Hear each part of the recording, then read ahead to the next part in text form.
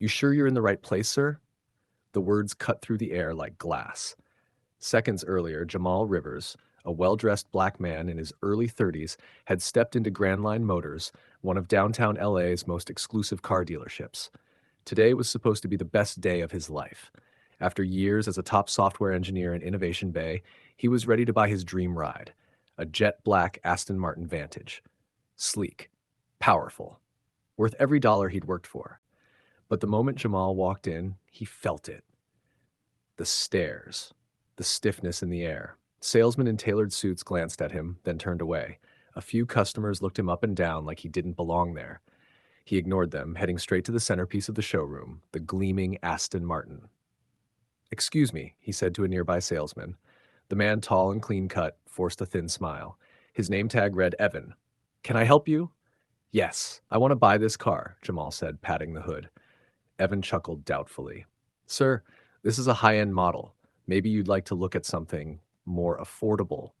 Jamal's face stayed calm. "No, I want this one. I can pay in full, cash or wire." Have you ever worked your whole life for something, only to be treated like you don't deserve it? Before we go deeper, what city or country are you watching from? Drop it in the comments. We love seeing where you're tuning in from. And if you believe no one should ever be judged for how they look when they walk into a store, hit like and subscribe to Story Arc for more true stories like this. Evan's grin faded. "Let me check with my manager." He walked to a short, balding man in the glass office. They whispered, glancing back at Jamal and shaking their heads. Jamal sighed. He'd seen this before. It wasn't his bank account being questioned. It was his skin. He could buy 3 of these cars if he wanted, but prejudice didn't care. The manager approached slowly, arms folded tight, his expression already dismissive. "We don't usually keep vehicles like this for casual browsers," he said, his tone dripping with condescension. Jamal's brow furrowed. "Casual browsing? I came to buy, not window shop," he replied firmly. "I didn't walk in here to waste anyone's time." The manager let out a slight scoff. "You have to understand, cars like this aren't meant for just anyone. We have to make sure a buyer is serious before wasting resources." Jamal crossed his arms. "I just told you I'm paying in full. What could possibly be more serious than that?" Evan stepped closer with a smirk. "We've learned to be careful with certain kinds of transactions, you understand. There are risks." Jamal tilted his head, his voice calm but sharp. "Risks? Or just assumptions about who you think can afford this car?" The manager shifted uncomfortably but didn't answer. The manager's muttered words were barely audible, but Evan heard him loud and clear. "Call the cops," he said under his breath. Jamal's chest tightened. Did he just say call the cops? On what grounds? Before he could protest, Evan was already dialing. Whispers rippled through the showroom as customers watched like it was a spectacle. Within minutes, flashing red and blue lights bathed the dealership floor. 2 officers strode inside, hands resting on their holsters. The room went dead silent, all eyes locked on Jamal. A burly officer with a thick mustache stepped forward. "We got a call about a suspicious individual attempting fraud," he said flatly. Jamal's jaw tightened. "Suspicious individual? Fraud? I was about to buy a car," he replied, gesturing toward the Aston Martin. Evan, still smirking, stepped in and sneered. "Officers, you know how it is. We have to be extra careful when people like him show up claiming they can buy something like this. Doesn't exactly scream legit, if you catch my drift." The mustached officer's brow furrowed. "People like him? What exactly do you mean by that?" Evan faltered slightly but stayed quiet. The officer turned back to Jamal. "Do you have any ID, sir?" "Yes," Jamal said, keeping his voice calm. He pulled out his wallet and handed over both his driver's license and his company ID. The officer examined them carefully, then glanced at the paperwork on the dealership's desk. "So you're actually trying to purchase this?" His eyebrows raised in surprise. "Yes," Jamal replied firmly, "and I don't appreciate being treated like a criminal for it." The second officer, a young woman with sharp eyes, frowned slightly. "Sir, do you have proof of funds?" Jamal sighed, pulled out his phone, and showed his bank balance. The numbers spoke for themselves. The 2 cops exchanged a look. Around them, the tension was thick. Have you ever been in a situation where the truth was right there in front of everyone, but nobody wanted to see it? What would you have done if you were in Jamal's place? Drop your thoughts in the comments. The mustached officer turned his gaze back to the dealership manager. His voice sharpened.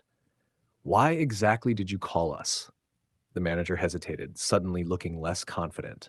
We just wanted to be sure. People like him try scams all the time, he muttered. The mustached officer's jaw tightened at the manager's words. People like him? He repeated sharply, his voice cutting through the silence. Do you even hear yourself right now? The manager shifted uncomfortably, his earlier confidence shrinking.